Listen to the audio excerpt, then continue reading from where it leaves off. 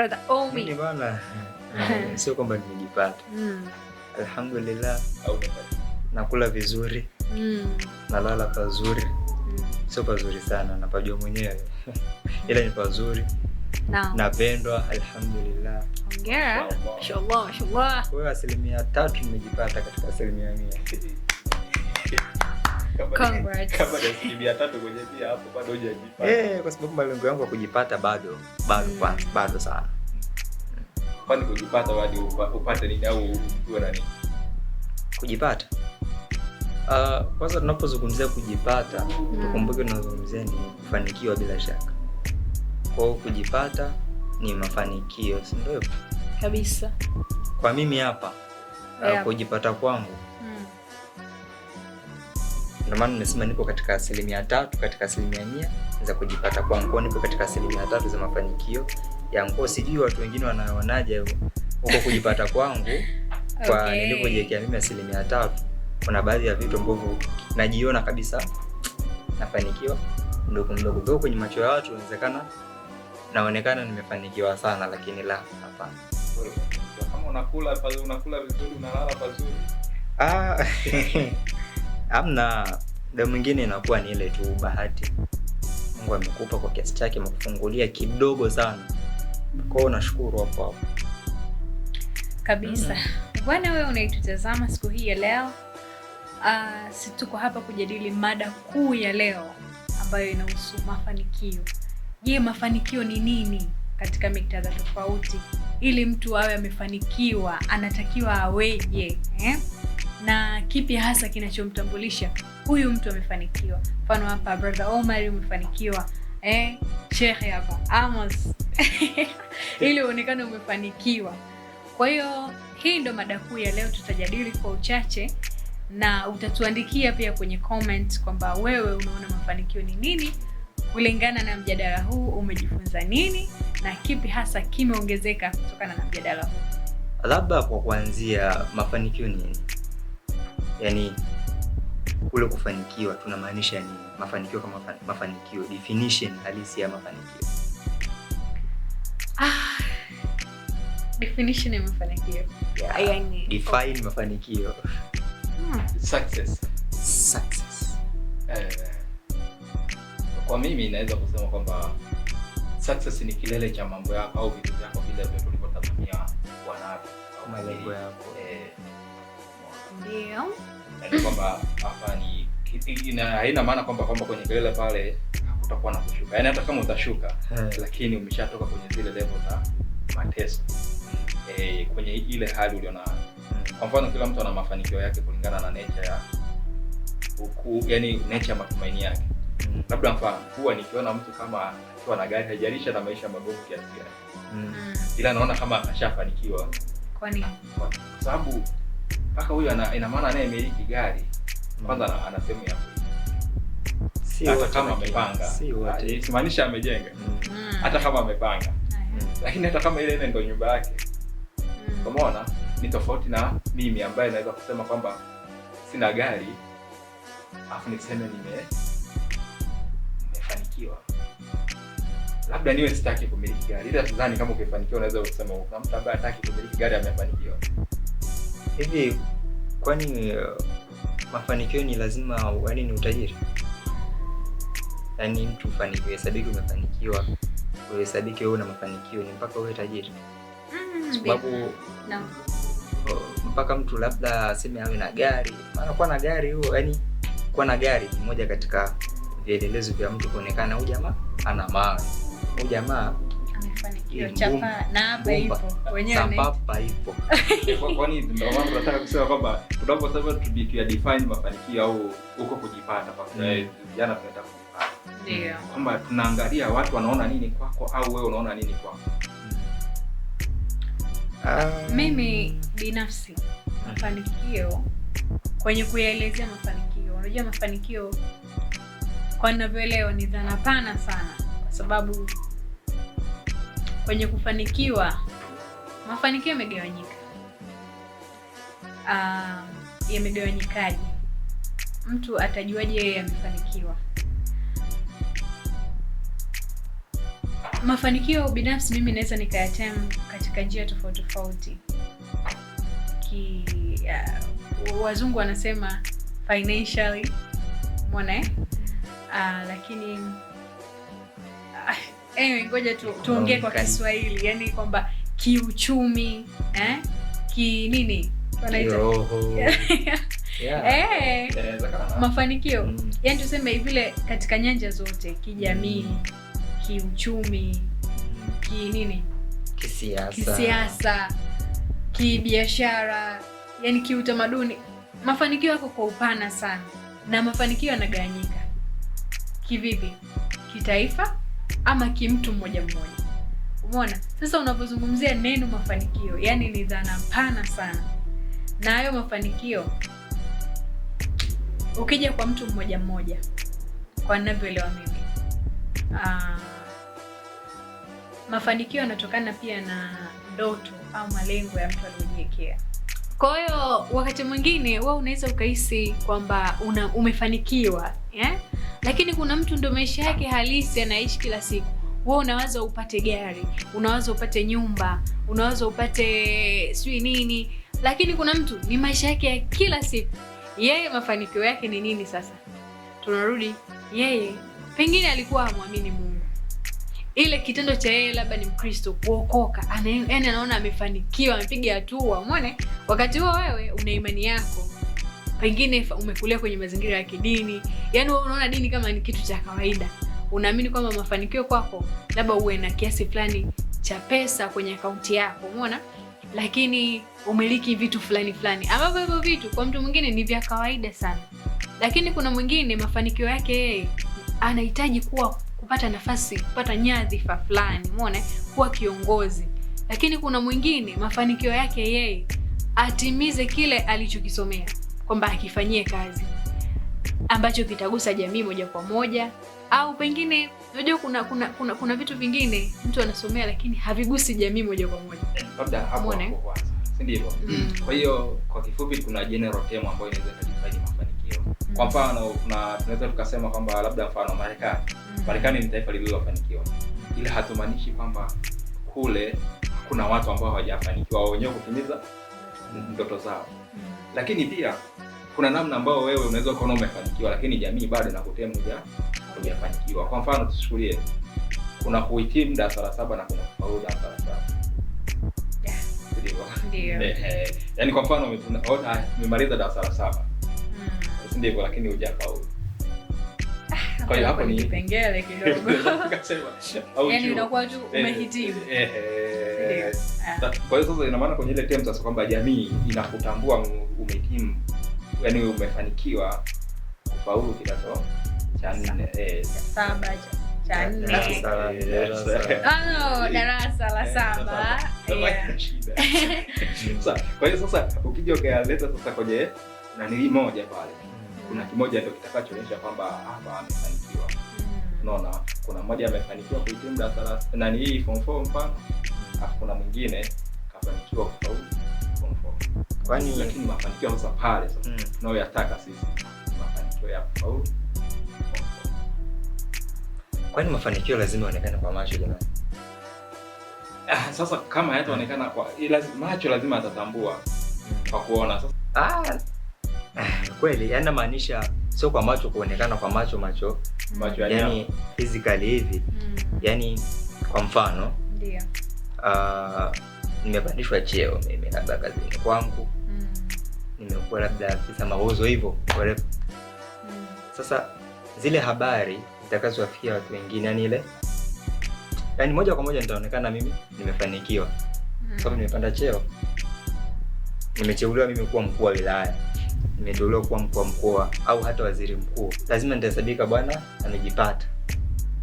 Tunauliza sasa ni lazima hiyo kwamba ionekane kama yani kule kupandishwa kwako cheo ndio mtu akuone kama umefanikiwa, kwa sababu kufanikiwa kwa mtu sio yani mtu sijui kupandishwa cheo, kununua magari, kujenga manyumba, kuoa wake wazuri, tusihesabu kama ni kufanikiwa moja kwa moja, kwa sababu hao watu ambao tunaona sisi wamefanikiwa ni watu wenye maisha mabaya sana nyuma ya pazia. Mtu ana nyumba nzuri, ana magari mazuri hivyo, lakini akilala halali kwa amani. Kwani mambo ni mengi. Mtu mwingine ana matatizo ya kifamilia. Kuna mtu amejenga lakini hakai kwake. Kwani matatizo ya kifamilia. Yaani kwa nini ujenge na usikae kwako? Ina changamoto. Kuna mtu anakimbia kwake bana. Kuna mtu namfahamu na ndugu yangu mmoja alioa, alikuwa na maisha mazuri lakini alikimbia kwake. Kwa hiyo mtu amejenga, anaishi maisha namna hayo. Sidhani kama ni tutamtemu kama amefanikiwa, lakini kama bado ana changamoto zinakuwa. Mfano tunasema tumlete Mo. Honest Mo, tukimuuliza kwamba Mo umefanikiwa, au rais anaweza akatoa jibu gani? Nina uhakika atasema hajafanikiwa. Kwa sababu gani? Nature ya matajiri siku zote huwa wachoki kutafuta. Sawa, kama tulivyosema kwamba ndio anaweza kuwa na ndoto kubwa, lakini hata ile ndoto kubwa alionayo pale anaweza kukataa kwamba sijafanikiwa, umeelewa? Kutokana na scale level fulani. Kwa mfano, mimi umri huu kweli nikae nyumbani? Hapana, naenda panga. Lakini kuna mwingine umri huu anakuambia mimi stoki nyumbani, lakini bado ana maisha mazuri, yaani anakaa kwa ana maisha mazuri. Kwa hiyo sometimes unaweza ukataka wewe uyaone mafanikio kwa jinsi ambavyo unataka kuyaona, lakini tena usione vile. Ndio maana tukasema kwamba kuna ile scale labda ya kitaifa, ile GDP, ndivyo kwamba yani nyinyi hata wewe uwe hauli. Kwa mfano kama Tanzania, kwamba kipato cha kila Mtanzania kwa mwaka wanasema ni kama milioni ngapi? Lakini wewe mwenyewe ukiangalia kuikusanya hiyo milioni 2 ni mtihani. Yaani hata mwaka huenda unaikusanya lakini inaishia kwenye matumizi, ila sio kwenye kuhifadhi. Lakini wanashumu kwamba ukianza kutafuta kuanzia Januari hadi Disemba milioni unayo hadi upetumie wewe. Ambapo kwa siku Mtanzania mmoja anatumia shilingi ngapi? Kwa makadirio yani sio chini ya shilingi ngapi? Ina maana sio chini ya dola moja. Ndio maana tumetoka kwenye level yani ya umaskini. Yaani kusema kwamba taifa maskini kuzungumzia nini? Tanzania. Unaona, lakini na maana kama wakikusanya ile overall ya kila mmoja wetu kaja kuonekana kwamba anatumia chini ya dola moja. Unaona, ina maana mtu mmoja ili hata kipato kipande. Sera ni nyingi. Kuna kujitahidi wewe kama wewe, anaitwa kawaida. Lakini pia kuna sera za serikali pia zinaweza zikakufanya wewe ukafanyaje kwenye utafutaji wako mkafanikiwa wote kwa pamoja. Ndio maana naambiwa kwamba kwa utajiri labda alionao Bill Gates, unaona, ana uwezo wa kumpa mtu yeyote huko duniani na tukatoka kwenye umaskini. Pesa, yani kwamba kila mtu akawa na pesa na wote tusiwe nini? Lakini kwa nini tuko maskini? Au ni Mungu kapata? Sasa kwa nini asiamue? Kwa hiyo wote tunakubaliana kwamba mafanikio hayana kikomo, kwa sababu yeye mwenyewe sisi tunamuona ni mtu ambaye amefanikiwa. Huenda na yeye akilala akiamka anaona anaanza nitapata wapi pesa. Kwa hiyo tuichukulie sasa kwa ujumla kwamba umri gani ambao mtu akiwa nao akiwa hana tuseme kufanikiwa ni kupata maisha, si ndivyo? Ndio. Yaani umri gani ambao wewe mwenyewe unaweza ukasema ukifika unasema basi hapa kama ni level ya kufanikiwa hapa niombe kura tu za Mungu. Ila kabisa kiuhalisia huu sio umri wa kufanikiwa. Sidhani kama kuna umri wa kufanikiwa na umri wa kutofanikiwa, kwa sababu mafanikio yako ya aina nyingi. Kuna mafanikio mtu ni amezaliwa leo lakini tayari yuko kashafanikiwa huyo. Basi kwenye aspect fulani na maisha, kwenye masuala ya kiuchumi, kwa mfano mtoto amezaliwa leo analipishwa mahali pesa, wewe tayari ni tajiri huyo, ni mshua huyo. Lakini muda huo kuna mzee na miaka 90, mafanikio aliyopata yeye ni aspect nyingine tu, labda inawezekana ni amefanikiwa kwenye kiroho, lakini financial ni empty, hamna kitu. Miaka 90 yote hajawahi kuenjoy maisha yake. Na tunapozungumzia mafanikio kwa kiasi kikubwa sana, yani kama kuna aina za mafanikio, zile aspects za mafanikio kwa dunia sasa hivi, ndio nadhani ni financial. yani tunajua ndio mafanikio ya kweli hapa. Tusiyazunguke Kabisa. Kwa sababu sawa, pesa ni mafanikio, lakini mimi naweza nikusema ukweli kwa navyoona mimi naona mafanikio ni yanapana sana. Mafanikio yanatokana na malengo na ndoto za mtu. Basi. Yaani mimi ndio naweza nikatemu hivyo. Ngoja kwanza. Dale. Naam. Unaamini pesa ni kila kitu kwa sasa hivi? Of course. Ni kama kila unaamini kitu. Pesa ni kila kitu. Kwa nini sasa hautaki kukubaliana na aspect ya kwamba mafanikio, tunapozungumzia mafanikio kwa sasa hivi, tunazungumzia mafanikio ya financial. Yaani ile mtu asema jamaa amefanikiwa, jamaa amejipata, maana yake ana vyuma. Unajua kwa nini nimekubali pesa ni kila kitu? Kwa sababu zama zinabadilika. Umeona? Kwa wakati huu chochote kile utakachokihitaji ni pesa. Umeona? Na tofauti na miaka hiyo, yani mtu unaweza ukamiliki zama hizo, yani unaweza ukamiliki, yani usiwe hata na shilingi, yani usiwe na pesa lakini ukawa una ng'ombe, una mashamba, una nini. Lakini kadri tunavyoenda zama zinabadilika, kuna kitu kinaongezeka, kuna kitu tunakipunguza. Umeona? Kwa zama hizi hapa pesa ndio imeweza kushikilia vitu vyote. Yani kwamba kwa sababu hata ukiwa na ng'ombe yule ni pesa. Ukiwa na nini ni pesa. Ndio maana nimekubali. Lakini kwenye ukitaka kuniambia kwamba nikubaliane kwamba mafanikio moja kwa moja ni pesa, hapana. Sasa ngoja tuiweke hivi. Ukisema pesa unakuwa umespecify sana, umeiweka yani kiupi. Kwa hiyo tuseme mafanikio ni mali. Maana mali ndio kana, yani hana mali nyingi, ina maana ana majumba na ng'ombe, ana mifugo na magari, ana pesa, na maana zote kwa ujumla ni nini? Ni mali. Kwa sasa hatuwezi tukayatoa mafanikio kwenye mali. Lakini mwingine mafanikio yake yeye ni kuhakikisha anafanyaje? Anaigusa jamii au anasaidia wengine. Sawa, lakini anasaidia jamii sio yeye. Kwa sababu gani anasaidia jamii? Ngoja nikwambie. Kusaidia jamii sio lazima utoe pesa. Kuna mtu yuko chini, yeye kazi yake ni kutengeneza wazo na kuliuza nini? Wazo hilo ambalo likifanyiwa sasa na wenye pesa ndo linaleta impact kwenye jamii. Kuna watu yani wao wako wamejifungia, wamejaliwa tu akili za kufikiria kufanya hiki. Kwa yeye ashajiona ni mtu fulani special. Yaani na yeye ule special wake anataka kushare kwenye jamii. Umeona? Kwa hiyo hapo tunakubaliana Laila kwamba yule anauza yale mawazo ili apate nini? Apate pesa. Sasa yani tarafa matajiri. Au anatoa bure. Yani I don't know. Okay, fine. Lakini mfano tuseme hivi, mfano kuoa au kuolewa ni kufanikiwa. Ni ndoto ya mtu, ni mafanikio ya mtu. Mwingine ana mali zote lakini mahusiano kipengele. Tuwaulize walio. Wengine mahusiano ni kipengele. Umeona? Kwa hiyo mwingine sawa, maisha yake yeye labda kwenye utafutaji, alikuwa aliweka pesa mbele au aliweka juhudi, jitihada za kupambana na nini, hakuwa amewaza mafanikio.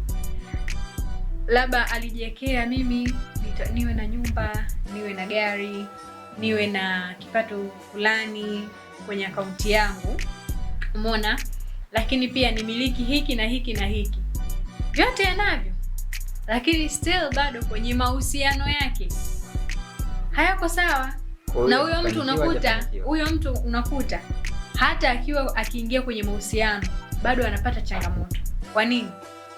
Changamoto anayoipata kubwa, watu wengi atakaoingia nao kwenye mahusiano sio waingie nao kwenye mahusiano kwa sababu huyo mtu ametaka kuwa na mahusiano na huyo mtu. Huyo mtu ataingia kwenye mahusiano kwa sababu anahitaji nini? Mali zake. Yani mtu mwingine hampendi vile alivyo kwa sababu amefanikiwa. Na unakuta huyo mtu kwa wakati huo anataka mtu ambaye ni muaminifu kwake, kwa sababu vile vitu vipo atatumia. Umeona? Kwa hiyo unajikuta huyo mtu hana furaha, hafanikiwi kwa sababu ataingia kwenye mahusiano haya anaacha. Haya endelee, mahusiano yake yanakuwa sio endelevu. Umeona? Kwa hiyo unakuta yeye anaona hajafanikiwa. Ndio inafika wakati sasa unaona kuna hadi vipindi vinaanzishwa vya mahusiano, mtu anaenda anatafuta mchumba, anatafuta mke mwaminifu, mshika dini, mwenye hiki, mwenye kile. Sio kwamba labda wengine wanakuwa wanaenda pale labda kwa ajili ya kipindi tu. Hapana. Mwingine anatamani afanikiwe kupata mke sahihi wa kutumia vile walivyo navyo. Lakini wakati huo mali anazo. Kwa hiyo ndio maana mafanikio. Lakini hata kama tutaziweka kwa udogo na ukubwa, bado mafanikio yatatabia kwenye mali. Umeshaona? Kwa sababu mfano watu wa kijijini tunawatemu kwamba ni watu ambao hawajafanikiwa sana ukilinganisha na watu wa mijini, si ndivyo? Lakini watu wa vijijini ndio ambao watu wamejenga kwenye umri ambao sisi tunao huku mjini hatujajenga. Na ndio ambao wanaongoza kumiliki vitu vya thamani sana. Kwa hiyo tunaweza kukuta kijana mdogo tu anamiliki ng'ombe 1000. Mchukue ng'ombe mmoja, mlete mjini, bei yake. Kwa hiyo matajiri wengi wako wapi? Kijijini. Kwa hiyo waliosema au mali ziko shambani na vijijini ndio mashamba yalipo. Mali na umri ni vitu ambavyo vinaenda kusambamba sana. Kabisa. Kwa sababu kuna umri hata sisi wenyewe tunaambiwa mkiwa vijana mpaka pambane sana. Yaani kupata mali au kujipata uzeeni ni ngumu sana. Yaani ina maana ile pale ni kama bahati sasa. Mtoto akiwa na mali ya mdogo sana na ana pesa, si ndio? Ila ukiwa ni mbaba kuna pesa watu hawaishangai sana. Kama baba pia watashangaa kuona mzee umefanikiwa uzeeni. Kuwa na pesa hadi uzeeni ni sawa. Ila kupata pesa uzeeni mzozo.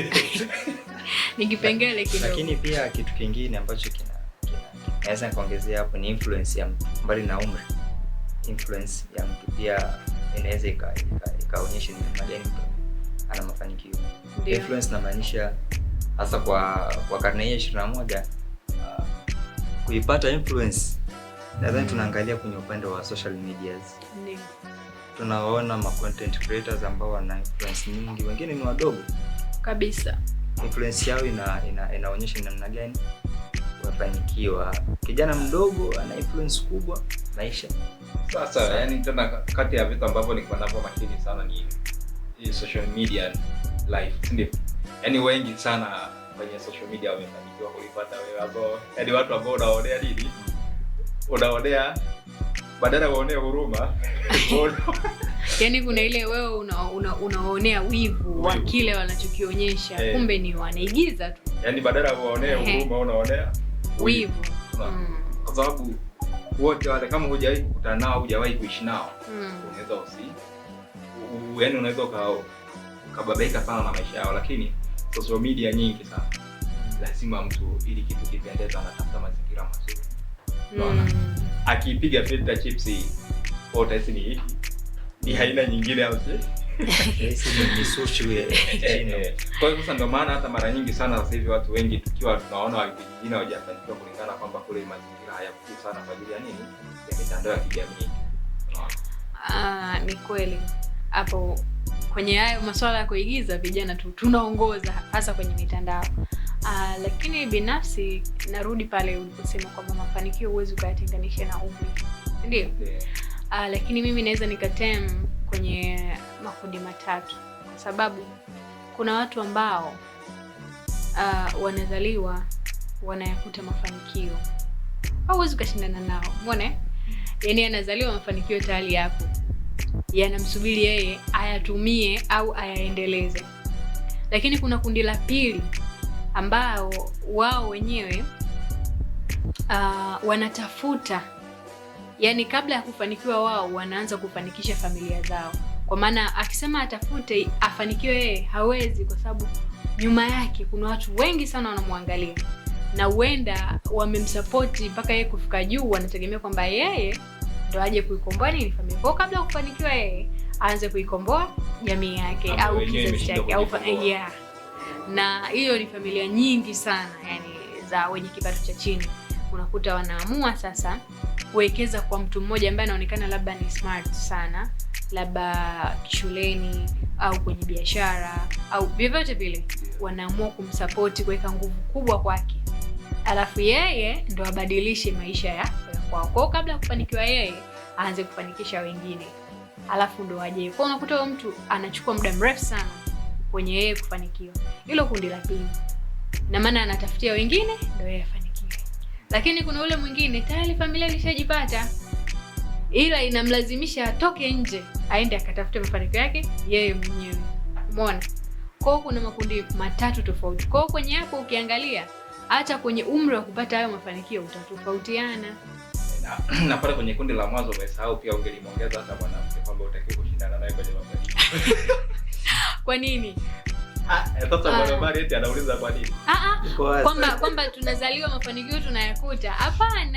Hapana. Yaani ndio unakuta familia nyingine kwenye ile kundi la kwanza mafanikio tayari yashatengenezwa. Unakuta kabla hujazaliwa kuna account ilishaundwa. Wewe unakuwa wazazi washa deposit kiasi fulani cha pesa. Umeona? Ikikuwa unaamua sasa, bwana mimi sitaki kiwanja kiko kwenye matope, si kwenye nini. Nataka kiwanja kiwe nijenge juu ya mlima. Sitaki kujenga kwenye mchanga. Yaani wewe ndio unaamua. Na wakati wewe unafanya maamuzi, una account inakufanya uamue. Umeona? Hasa kwenye kigezo cha jinsia hapo mimi nakukatalia. Kwa sababu wale ambao wanakuta mafanikio hajaishi mtoto wa kiume au wa kike. Umeona? Na dunia sasa hivi sio kwamba mwanamke ndio akutafutiwa tu. Uongo. Lakini kuna msemo vijana anasema kwamba usishindane na nani? Na mwanamke. Ndio. Kwa mfano, wewe mwanamke kupata mwanaume ambaye ana pesa na mkaishi naye haina shida sana. Yaani kupata labda umri hata huo umeenda kwa mwanaume haina shida sana. Ila sisi wa kiume ukipata ukasema kwamba unataka uoe mwanamke ambaye amekuzidi umri lakini na pesa nayo, inaonekana wewe una tatizo. Unajua nini? Inasadika umechukuliwa na mshangazi. Lakini kingine unajua shida sio kuolewa na mwanaume mwenye pesa. Shida anakupa.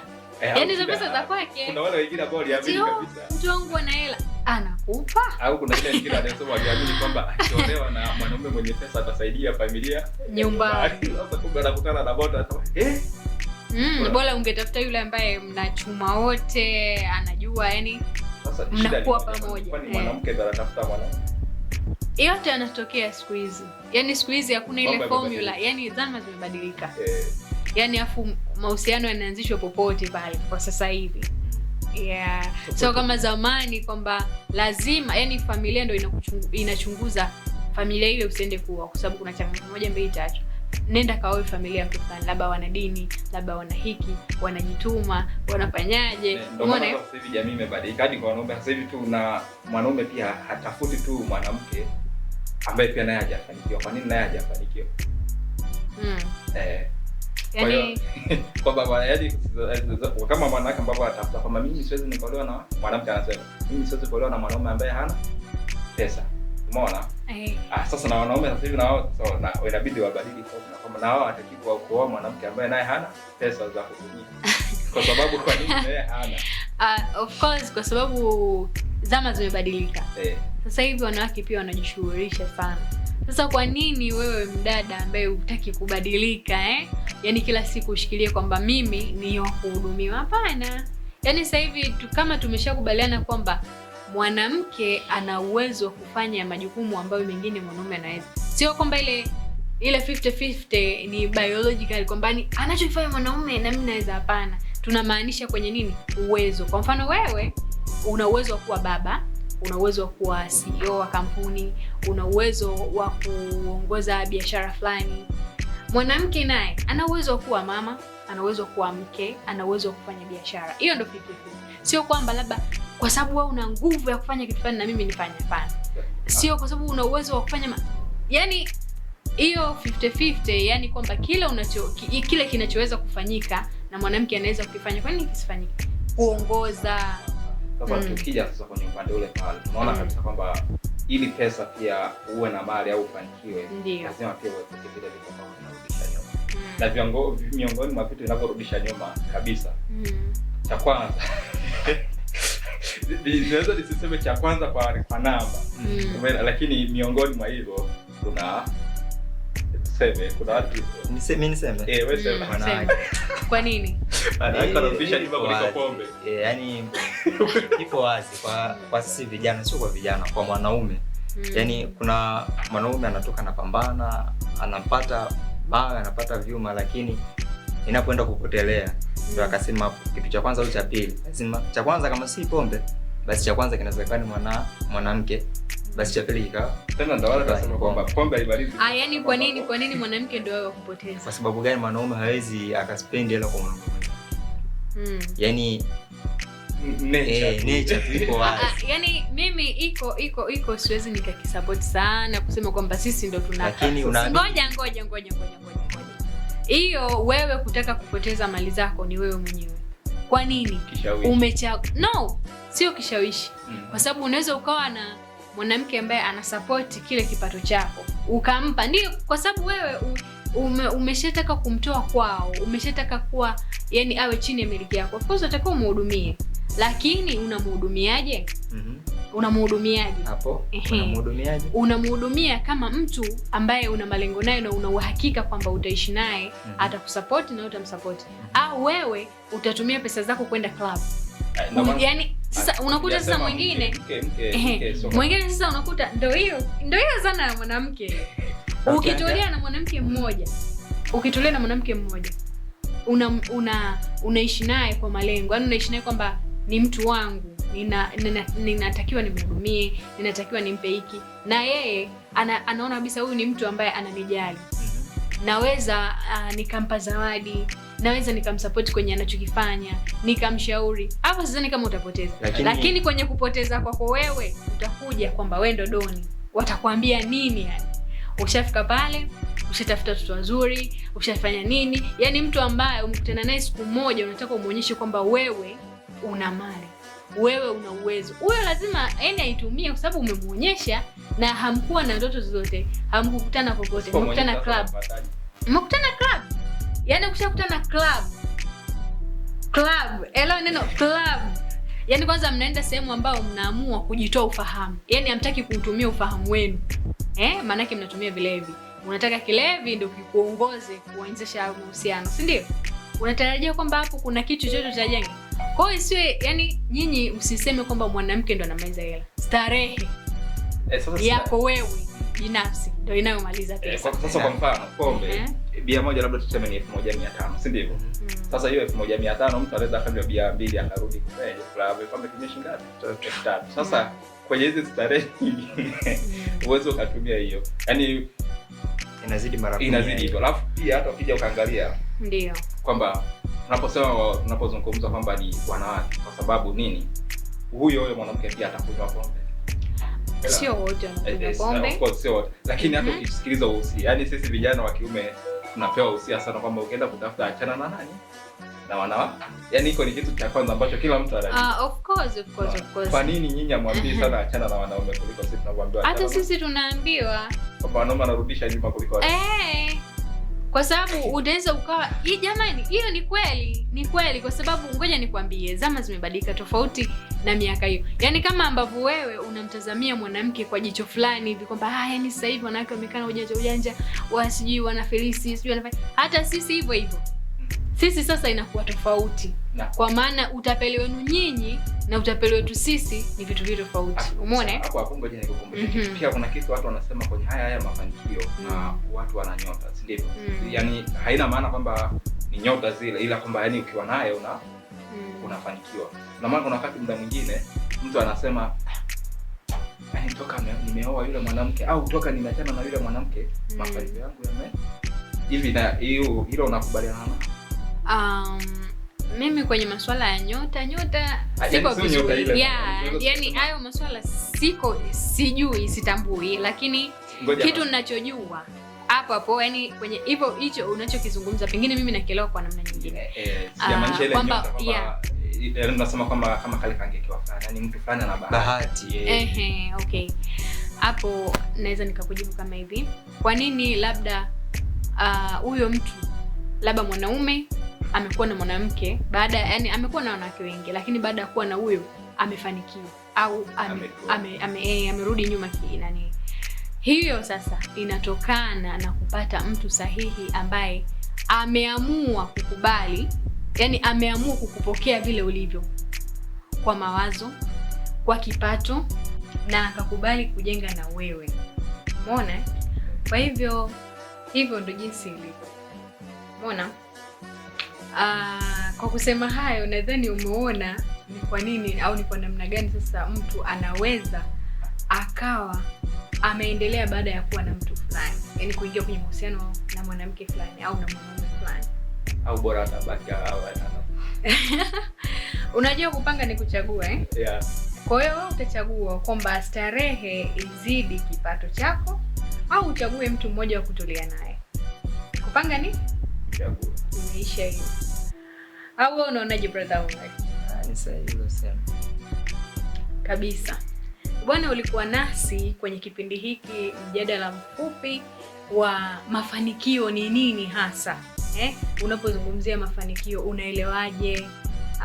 Unaipokeaje ili mtu amefanikiwa awe na vitu gani hasa, awe anaonekanaje, au unaitem vipi? Utatuambia hapo kwenye comment. Mimi jina langu naitwa Leila Bakari, niko na ndugu zangu hapa Brother Omar na Amos Abedi Leonard. Tuko hapa live kukuletea mada mbalimbali. Na huu ni Ufalme wa Blue na Nyeupe, Selfix Media. Hakikisha unaendelea kufuatilia kwa maana kuna mengi yanajili humu ndani. Tunapata kujifunza kwa pamoja, unapata kuburudika, lakini unahabarishwa vitu mbalimbali. Asante sana.